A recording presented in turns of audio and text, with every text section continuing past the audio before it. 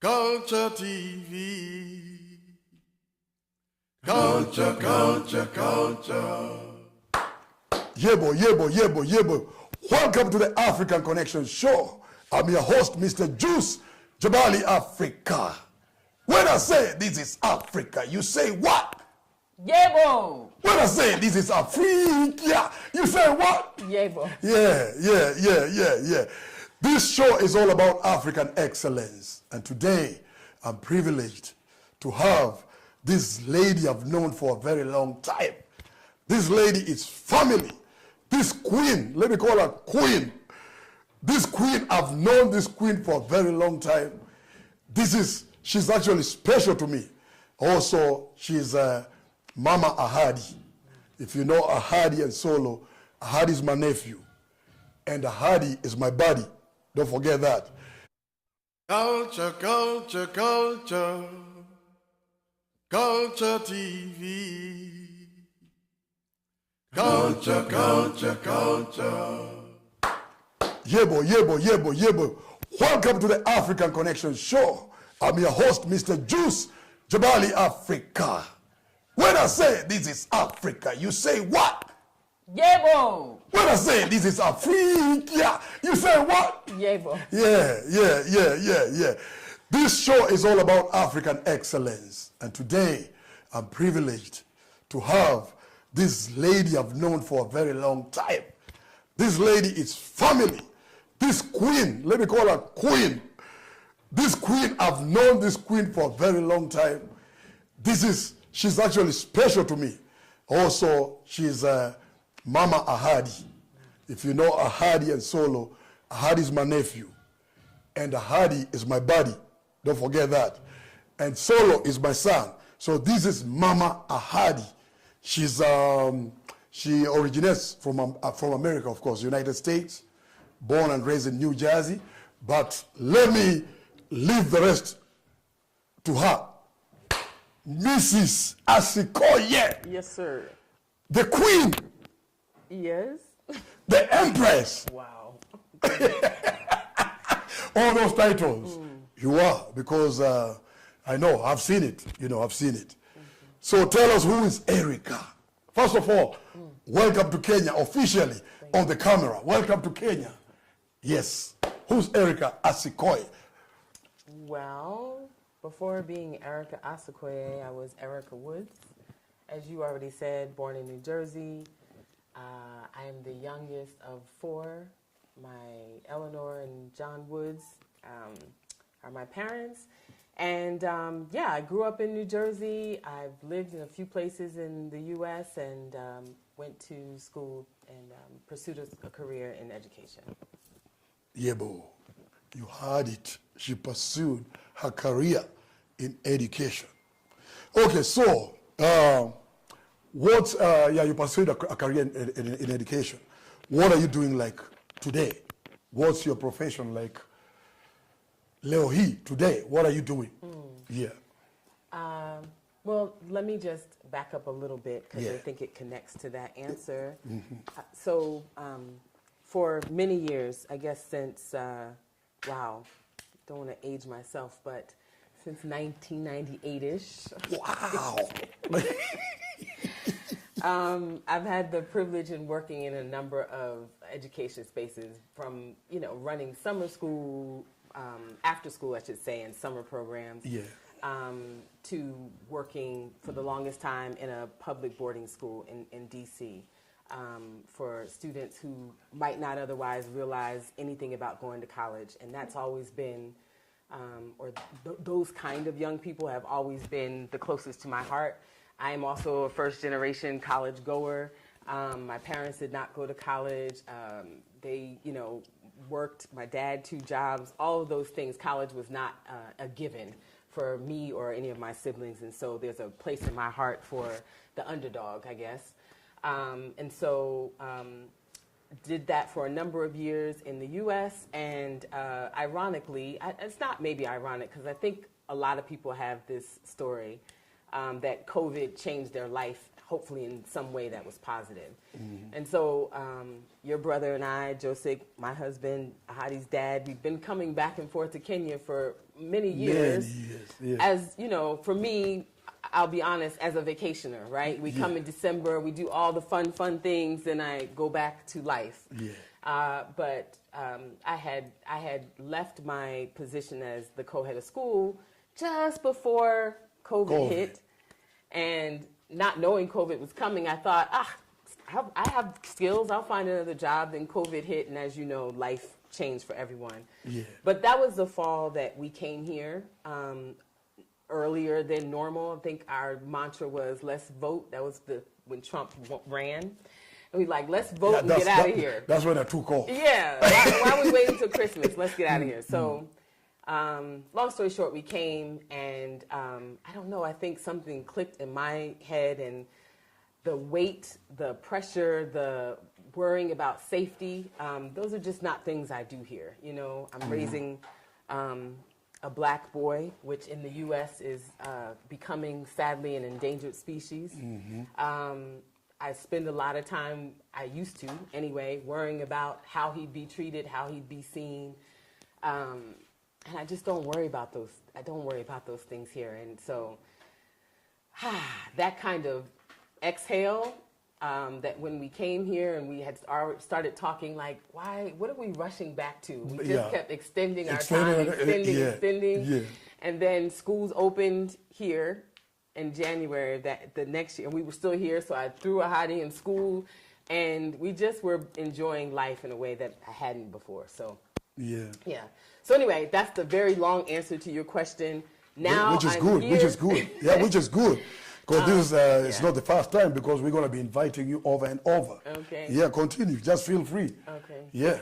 Yeah, so like I said, I was jobless, but I was happy. I was feeling free. I was feeling like wanting to figure out what else my brain could do. What else could I've done this particular thing in this particular way for, 20-something years. What else could I do? So I started trying to think along those lines, and it took about a year and some change before we moved here officially. And so now that I'm here and I have this question in my head, what else can I do? What else can my brain do? I am trying to create my own space, and enrichment, a learning space for kids that's fun, that's STEM focused, and I'm also consulting with a school that's, I guess that's past Narrow County. Yeah, Narrow County, Kilgoris? Yeah, Kilgoris. So those are the things that keep me busy, while also, some contract work still in the U.S. Wow. Yeah, you see, so why Kilgoris?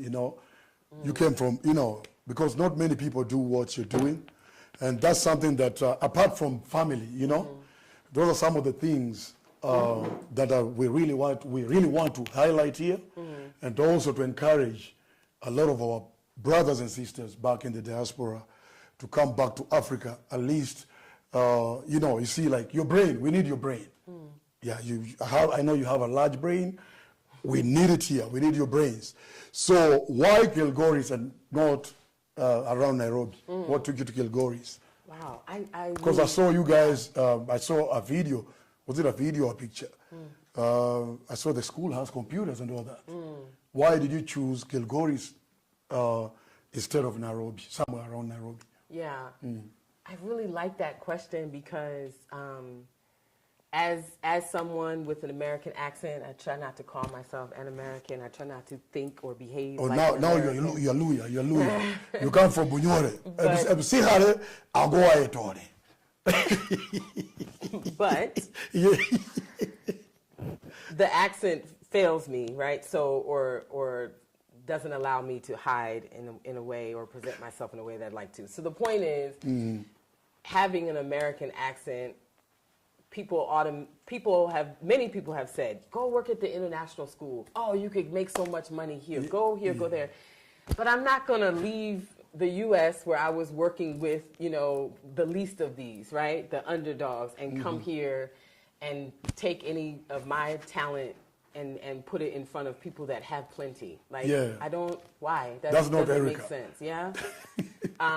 Those children are going to be fine. They have all the resources, they have, so for me, I was never going to do that. I was definitely going to work in a school that was in need of something.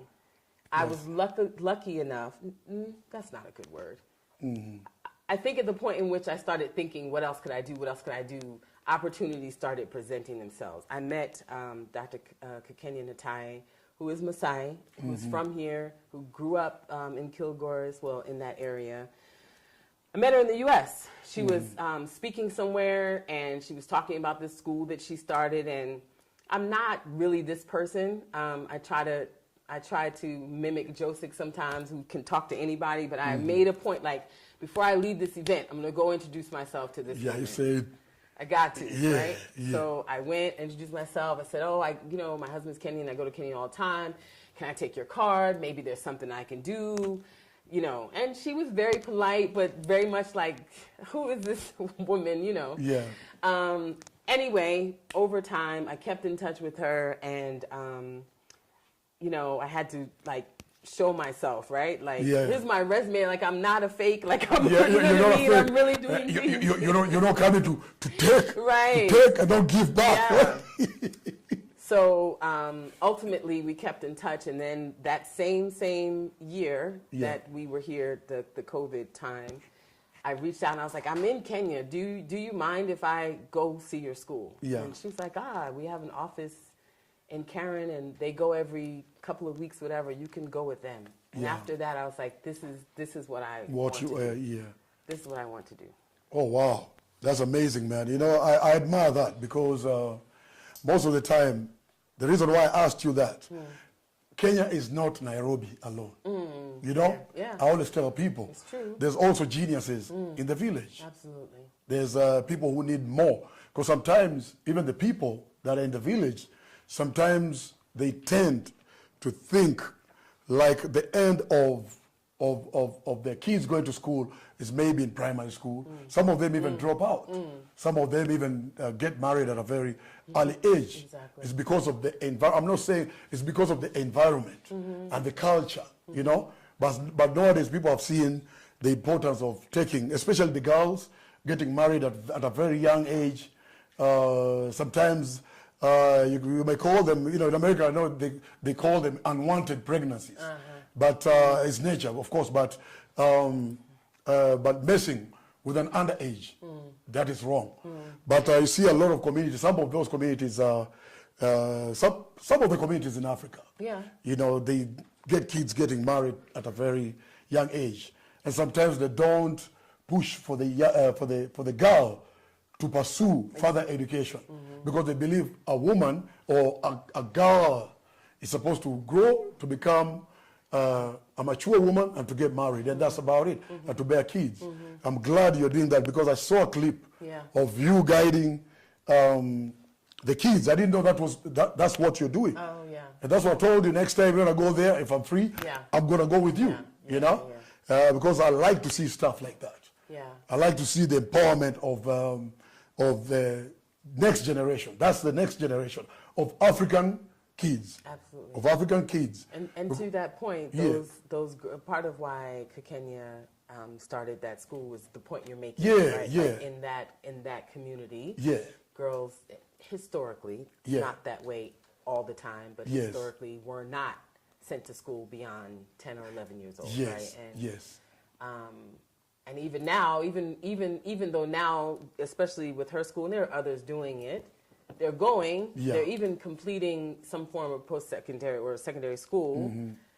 But then what? Now I need a job. Yes. Oh, now we're back to the go get married thing, right? Which, of course, is not a bad thing, but I think we're all here to fulfill like our highest potential. Yes. And that's not one thing. It's not one thing, just to get married things, and to get to bear kids. Yeah. No, thing. we need to make those areas become like the capital cities here.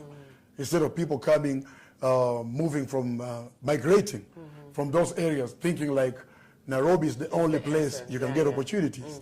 But I believe those places can be made, people can, they can be made better than the way they are, and people can stay in their counties. Absolutely. They're free to move, Right. but they can also develop those areas, not just to rely on farming, cattle, and all that. Yeah. I'm a guy who believes in the highest potential, the way you say it, because Africa, we need to be more than handouts, because that's what I see. You see, we're getting loans from World Bank. Why can't it be the opposite way? Africa giving World Bank a loan. Especially since the resources Are here. Yeah. We're supposed to be the bankers. We're supposed to be the bankers to give them the loans, not them giving us the loans. So I believe in that. I believe in the African excellence. There's nothing wrong with that, because Africans have been put down for a very long time, and it costed us dearly. Yebo, Yaman, you're watching the African Connection. When I say this is Africa, you say what? Yebo. When I say this is Africa, you say what, Erika? Yebo. Yebo. Yeah, Erika the Empress, when we come back after the break. Yebo, welcome back to the African Connection. This show is all about African excellence. Did you hear me? African excellence. When I say this is Africa, you say what? Yeah, man. Welcome back with Mrs. Erika Asikoye. Mrs. Erika Asikoye is very special. I said it. I've seen what she's been doing here in Kenya. I did not want it to just go wasted like that. And she's my sister-in-law at the same time. And she's a Hardy's mom. And also, she's Solo's aunties. My son. Solo is my son. Okay? All right, we are back. So, Mrs. Erika Asikoye. Yes, sir. Now we've adopted you. You come from Bunyore. Yes. So when those people ask you, you tell them you come from Bunyore. Right. You are Munyore, Aluya. You come from Ebusihare. Ango Aetori. What I mean is, you come from Ebusihare, home of Etore. Yeah, that is in Western Kenya. You've been there several times. Yeah, we've eaten corn and all that. Okay, so anyway, the sweet corn, not the other one. Yeah, I know. You know the other one? Yeah, I don't. Anyway, okay. So, what are your future plans in this beautiful country called Kenya? Yeah. Future plans. I know you love working with the kids. Yeah. Ahadi is my buddy. By the way, Ahadi and Solo, I'm with them there. I'm the guy behind it. So when you see that, go and subscribe. Go and subscribe. Ahadi is my buddy. Solo is my buddy, but also my son. Yeah. So what are your future plans? Boy, there's so many things I'm looking forward to. I'll start with just, I guess, more or less hobbies. Yeah. I'm just starting to get into the art scene here, the visual art scene, I should say. Yeah. So now I've been to, I think, 3 art galleries, Banana Hill. I'm not going to be able to call the other one. It's closer. But I'm just, I'm so filled by the painters and whatnot and some of the exhibits that I've seen. And there's so many. They're many. So I'm trying to, that's something I'm looking forward to getting more deeply into. Yeah. And of course, education is always my thing. I'm still getting smarter about the education system here. I work with the one school. I'm looking forward to finding others.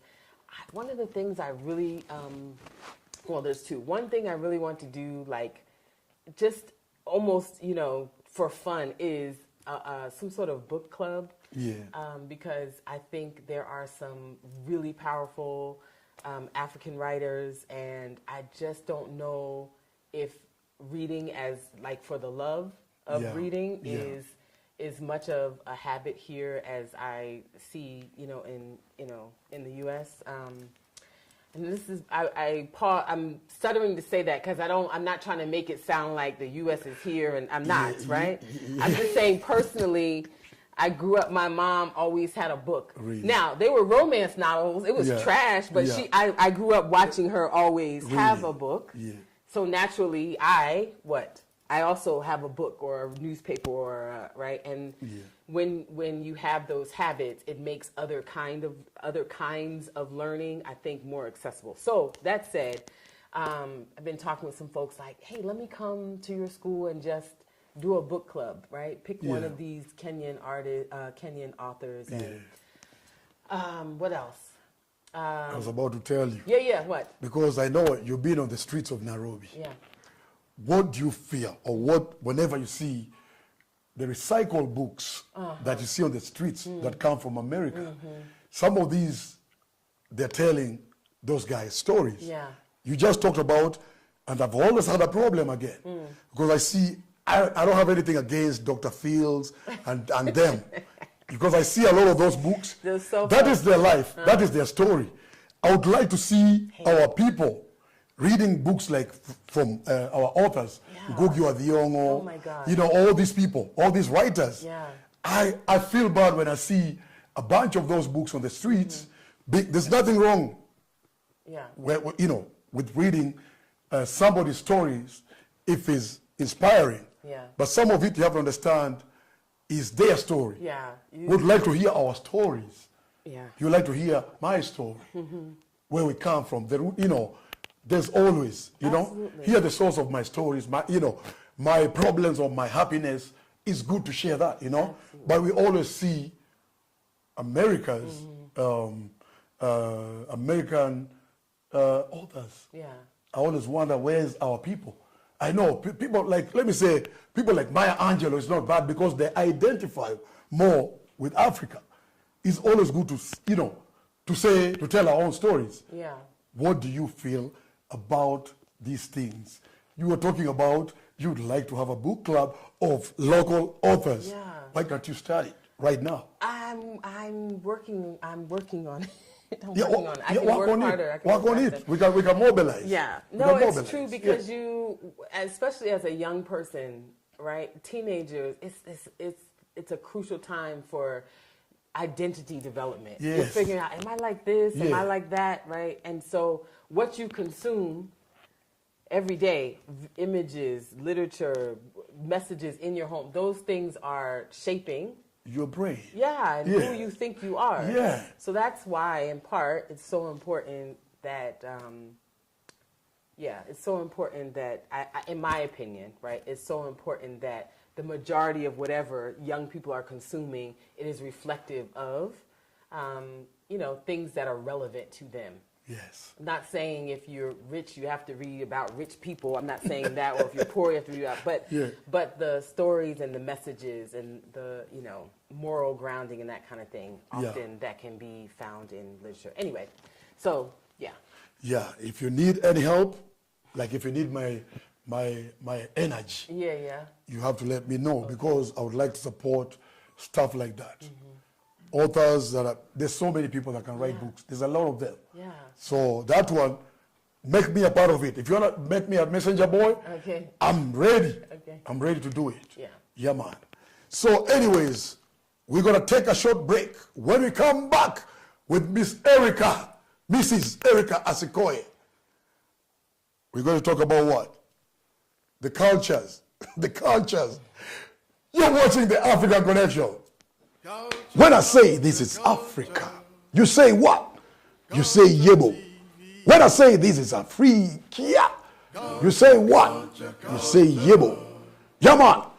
Welcome to the African Connection Show. I'm your host, Mr. Juice, Jabali, Africa. The African Connection Show has 3 segments. The first segment streams every Wednesdays. It's called Artistic Wednesdays. If you're a visual artist, if you're a musician, if you're a sculptor, if you are whoever you are artistically, get in touch with us.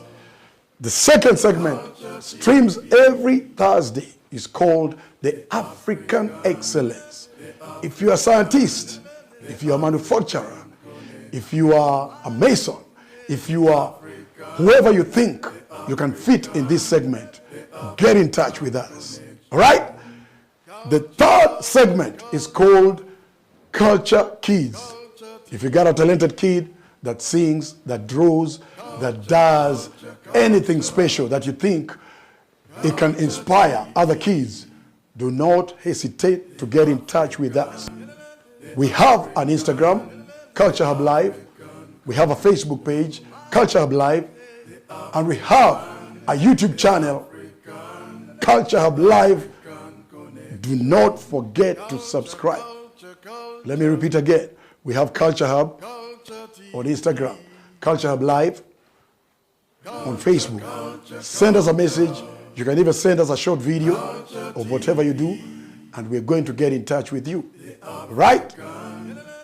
When I say this is Afrika, you say what? You say Yebo. I'm your host, Mr. Juice, Jabali, Africa. Yebo, welcome back. When I say this is Afrika, you say what? Yebo. Thank you very much. Yeah, I'm going to keep on telling you this until kingdom come. So, yeah, so you've been traveling around a lot of countries in Africa. I've been keeping track, Mrs. Asikoye. And you've been to several countries. What difference have you seen from these countries, from the culture, the food, the music? First of all, let's start with Kenya. Yeah. And now I know you're leaving tomorrow, you're going to Ghana. Yes, I'm You see? so excited. You see how you're enjoying this continent? It's so delicious. It's delicious. Yeah. Do these Africans know this continent is delicious? It's delicious. Do they know? I don't know. Okay. But me, I'm going to taste it I know. all. I know you're enjoying it. Yeah. You're squeezing the juice out of it. Yeah. Yeah. I'm going to do Kenya last. Kenya last, The very okay. first country I visited since going back was Zimbabwe. And that was, again, 90s, right? Like, Yeah. And from then I was like, what is this place, I'm right? telling you, It it's was heaven. eye-opening. So we did Zimbabwe, South Africa. Excuse me. And since then I've had an opportunity to, I've been to Zambia and Uganda, of course. So far, my two favorite places that I've been, Rwanda and Kenya. Kenya because Kenya, to me, of the places I've visited, it is the most given me New York City in terms of diversity and pace and traffic. Did you hear that? That's why we need to unite. We need to unite. Yeah. Kenya to become what? The capital, the Washington, D.C. of Africa. Yeah. Continue. So it's even, to me, busier than Washington, which is why I think I said New York. But even still within that, I mean, there are so many different places, let me just name some places. So Luanda versus Lamu versus Westlands versus Naivasha, right? You go to those four places, you feel like you're in actually different diversity. country. It's the same country. Yeah, same country. Yeah. But so many things to look at and learn, and the vibe is, obviously very different in those places. So I like Kenya for its range. I think there are so many different types of Kenya, right, to experience. So I'm as long as I have health and I can move every year, I want to go somewhere else, right? I want to see some other part of the continent, because I think there's so much more to see and remember about what's possible and what God can do and all the things. So that's one of my goals, to keep going places. Wow. You see, you have to keep on moving. That's what I'm saying. Keep on moving and spread that love, because many of us, we take it for granted. But what you just said, because I've been in most places in Kenya, Kenya offers a lot of diversity. It's very diverse in terms of the cultures, the food, the people. There's a different vibe from where you go. Even me, myself, I'm from here, but if I go to a community that is not Luya or Nairobi. You know, I was born in Nairobi, of course, where we used to many tribes. But a Nairobi vibe is a Nairobi vibe. But when you go to these places, you've come to notice one thing. Even when you went to Kilgoris, Africans are very generous people. Oh, for sure. Yeah, all these political things that you see happening is not who we are. Yeah. These are things that are created by the few people that we know. Politics, I call it politics. It spoils a lot of things. But the true picture of my people, Kenyan people, they are nice people. Yeah, so if you go to Masai land, if you go to Samburu, if you go to Luya land, or go to Luo land, I see the hospitality is the same way. Yeah. So, and how about, because I know you love music a lot. Yes. The music. I know I found you one time with Richard Bona, Zimbabwe music. Heard you playing some tuku. I remember when we met you at a Femi Kuti concert, where you met my brother. And I've seen you at a reggae concert. There's no concert that we've never gone in DC. Yeah. And also the collection of your music. You had a lot of African music. And then you discovered Jabali, Africa. Jabali, Africa, mighty. You know, and she became a big fan. You know, what would you say about the music, the difference? I know you are a soul sister. By the way, she's a soul sister. When I'm saying a soul sister is the conscious side of R&B, neo soul, all that stuff. What would you say about the music that you hear here in Kenya or in Africa? Let me start with Kenya. So I think I've always appreciated live music. So I've enjoyed being able to access live music here. I think that there's a little too much mimicking for me. I think that the music has it's being played in Kenya, but I'm not sure how Kenyan it is. So I hear a lot of R&B and Western kind of influences, and so for me, like, I'm not going to be somebody that goes and turns on the radio here in an effort to hear Kenyan music. But when I obviously hang out with you guys, and I wish I had asked Joseph before we started taping, but about some of the nightlife and the places. And I don't know the names of the bands, but I know that they are playing music that is more representative of what is coming from here. Yeah. So for me, live music is sort of where it's at. It's the thing I appreciate the most. I know, and you're very artistic. You're very artistic. Yeah, it's very important. Okay, so you've gone round and round and round and round, still going round and round and round. What is your favorite food, Kenyan food? I'm not going to name the spot, but my favorite Kenyan food. You got to pay us. Yeah. You're not being sponsored, so. No, my favorite Kenyan food is fish, dry. Yeah. Tilapia? Tilapia. Yeah. Ugali and greens, sukuma wiki or managu. Yeah. Those are the two that I prefer. Yeah. White ugali, not brown. No, but the Ethiopian food is also slamming. A lot of really yummy Ethiopian food, a lot of yummy Indian food as well. Yeah. We adopted the Indians. Okay. Okay. Yeah. Anyways, we're going to take a short break, and we're going to be right back. I'm on Managani. The African connection. The African connection.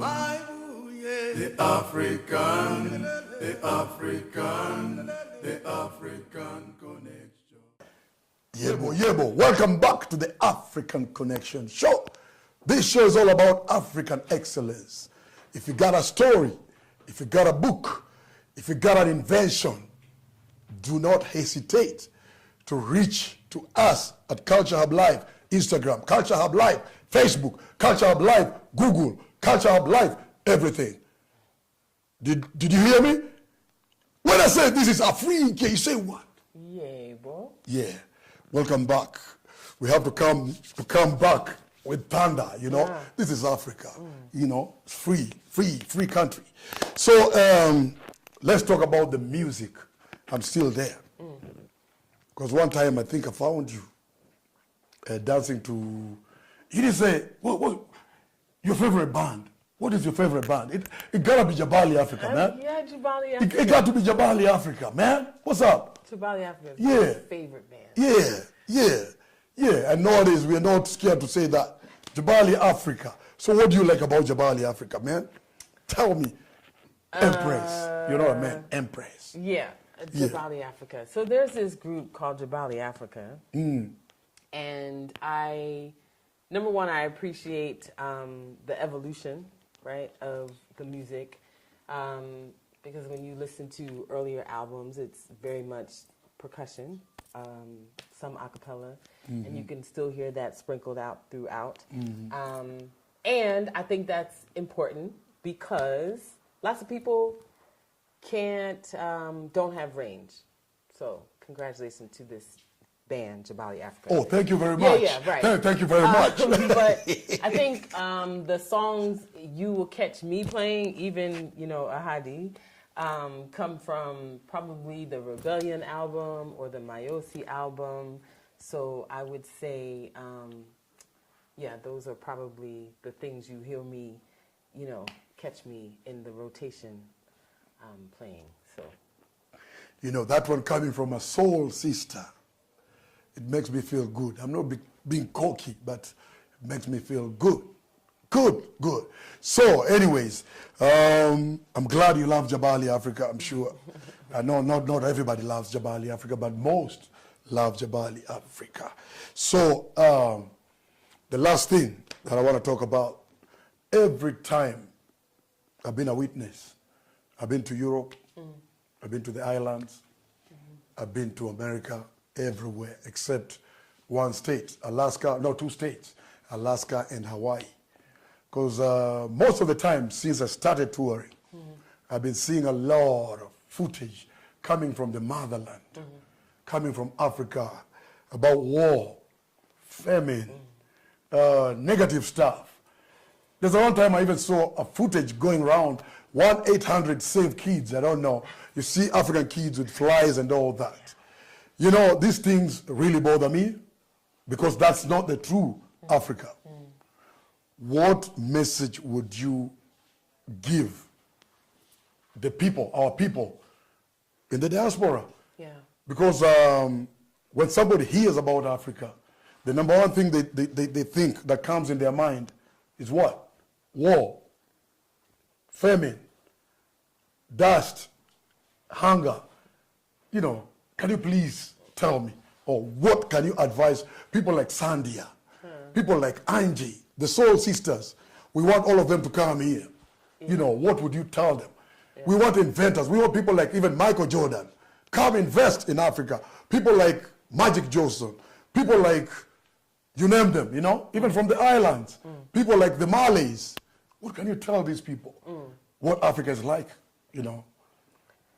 Well, I think first I would say, because I don't want them to kill me. Sunday's been here. Angela's coming. I think we want them to move here. Oh, to move. Yeah. Oh, okay. Yeah. Come help us out. Yeah, I think the fascinating thing is that the same tricks that have been played on people that don't live in Africa, and by trick I mean showing only the most negative images of places on this continent, have also been played on African Americans, because people, when they interact with, let me just be specific, I have experienced in Kenya that people think that African Americans are like, I don't know, Tupac and, Jay-Z and Beyonce and like okay, those are types of they are African American, but that's not me, right? So we're also painted with like this one broad brush. Yeah, of and entertainers so and athletes. Yeah, yeah. There's confusion here about who black people are in the U.S., just like there's confusion in the U.S. about who Africans are. Yeah. So makes you scratch your head, like, why would someone work so hard to make these messages? Because sometimes, right? We gotta be aware, right? Yeah. That's on purpose, Yeah. right? To have us keep thinking these ways It's on about purpose. each other. It's on purpose because there's many inventions. That's all they say. Many Africans don't know. Even today, with the technology today, African Americans have played a very big role in a lot of inventions. They even forget about the first Wall Street, Black Wall Street, that was bombed by the U.S. Remember, the U.S. government bombed the first Wall Street? These are things that people need to go and find out.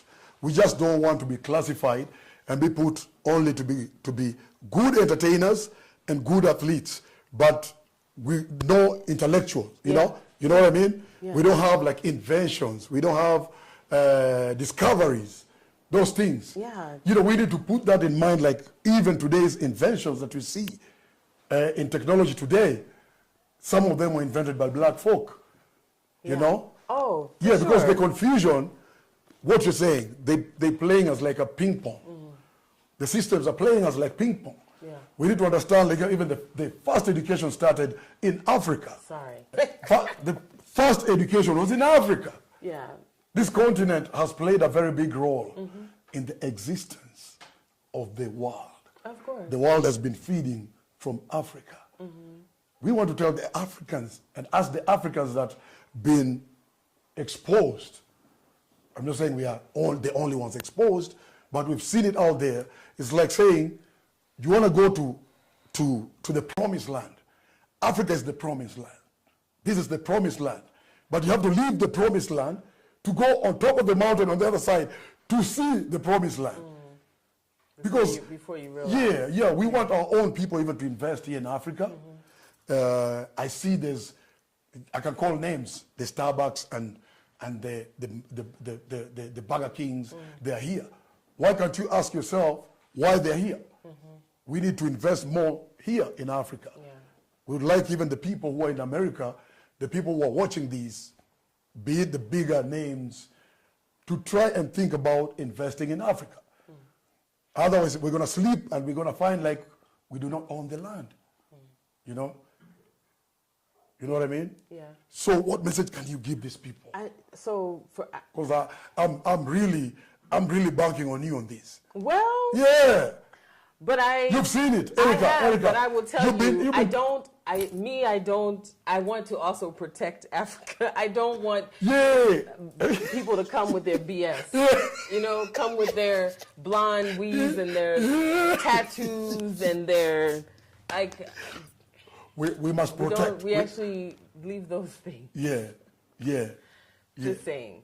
But I will say this, which is, for those people that have visited Africa, I think it's not. I think it's someplace you appreciate every time you come. You appreciate it differently. Yeah. So don't just come once, come more than once. And then the other thing I would say is, if you're, older and you don't want to come, pay for a young person to come. Yeah. Because the way in which it just sort of like opens the mind, right, for young people to know, oh, this is possible. Yeah. Oh, people live like this. Oh, people are running things like, oh, people have joy. People are happy. People are nice. People care about me. People So I'm speaking specifically about black young people in the U.S. I think it's a very, the U.S. can just be a very oppressive and toxic environment. And when you grow up in that, then you think a certain way. You're a little angrier. You're a little rougher. You're a little... Yeah, it doesn't give you even time to create, to meditate. Yeah. When you have to meditate somebody, the system is oppressing you. Yeah. You don't even have time to be creative. Yeah. I understand that. So I would just say, if you yourself, you don't want to come, sponsor a young person to come, do that. Make sure somebody under 25 gets out of the U.S. and has a chance to see something else. And come to Kenya. It's a long flight, but you can make it. Or not. Go to Ghana. Go to, South Africa. Go to Ethiopia. Go to Togo. Go to, maybe not Togo. I don't know how safe Togo is right now. But our people, they're nice over there. okay, yeah. Anyway, the point is, the continent's a big place. Pick some place and go. Yeah. Yeah. Go more than once. Wow. Yeah, man. Yeah, man. Yeah, man. Yeah, man. Hey. So, right now, we're about to wind up. That was Mrs. Erika Asikoye, the Empress, the Queen, the soul sister, the conscious lady that I know, Mama Ahadi. When I say this is Africa, you say what? Yebo. When I say this is Afrika, you say what? Yebo. Yeah, you're watching the Africa Connection. I just want to say thank you Yeah. for doing this. You're welcome. Even this is a great example to young people, the ones that back in the U.S., the ones that we've made ourselves. Yes. That you don't have to wait for someone else to come do something and then put you on. You do your own thing. You do your own. Thank you very much. I'm that's going to shake your hand, but yeah. That's a major thing. Yeah, so yeah. Thank you very much. It's for us by us, because I always say, even if you listen to my music, when I sing, in every 5 songs I write about Africa. Because we cannot wait. We cannot wait for anybody to come tell our stories.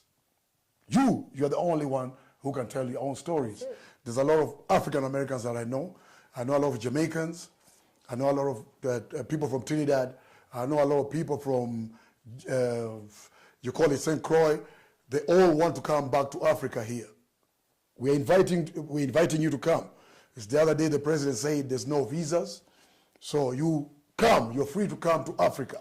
Come, invest, even if it's a small business, whichever business you want to do. Tanya, right there in Bermuda, come back to Africa.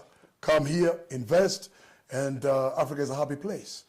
Until next time, I am your host, Mr. Juice, Jabali, Africa. We out. The African